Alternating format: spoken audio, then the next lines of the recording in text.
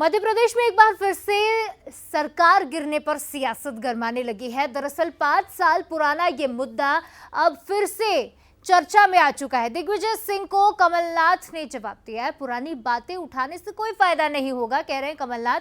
सिंधिया को लगता था कि सरकार दिग्विजय चला रहे हैं और इसी से नाराज होकर कांग्रेस के विधायक तोड़े और कांग्रेस छोड़कर बीजेपी में शामिल हो गए। निजी महत्वाकांक्षा में कांग्रेस सरकार गिराई गई, ये कहना है कमलनाथ का। दरअसल दिग्विजय सिंह ने एक इंटरव्यू में कहा था कि सिंधिया और नाथ की वजह से सरकार गिरी है।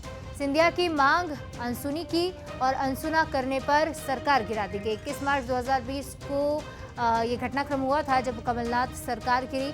28 विधायकों के साथ बीजेपी में शामिल हो गए थे ज्योतिरादित्य सिंधिया, जिसके बाद उन्हें बीजेपी सरकार में केंद्रीय मंत्री बनने का मौका मिला। और अब ये मुद्दा दोबारा से सियासत के केंद्र में आ चुका है मध्य प्रदेश में और इस पर जमकर बहसबाजी हो रही है।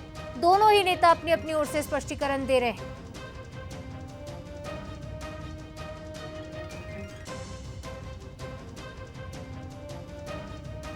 इधर जीतू पटवारी ने कहा है कि दोनों नेता छोटे और बड़े भाई हैं। दोनों का 45 साल का रिश्ता है और उनकी केमिस्ट्री को समझना बहुत मुश्किल है। जीतू पटवारी ने क्या कुछ कहा है वो भी आपको सुनाते हैं। हमें भविष्य देखना है, हमें पीछे की बातें नहीं करना है। मैं समझता हूं कि ये बात अपने आप में परिपक्व है कि आगे सरकार कैसे बने, इस पर कांग्रेस पार्टी का फोकस है। क्या सिंधिया जी को माफी मिलनी चाहिए उनके किए के लिए? अब जो जिस तरह की सजा मिलनी चाहिए, सजा मिलनी चाहिए। इन्होंने अभी बात कही कि ये सरकार जनता की थी। जनता का मैंडेट होता है कि जो चुन ले, जो जीता, उसको उससे भरोसे जो किया वो उसका सहयोग करे। तो अगर ऐसे में जनता को धोखा दिया तो नेचुरल है।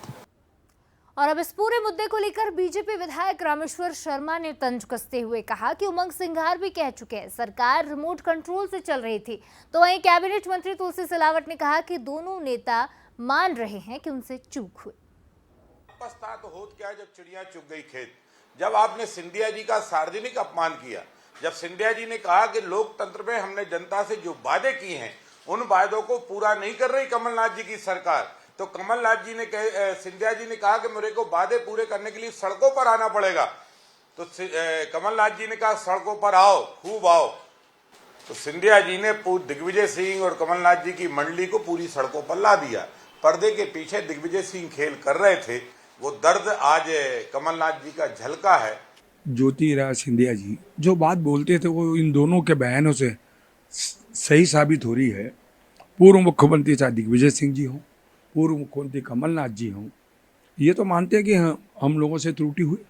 तो आम जनता के सामने आ रहा है, हमको कुछ बोलने की उचित ही नहीं है।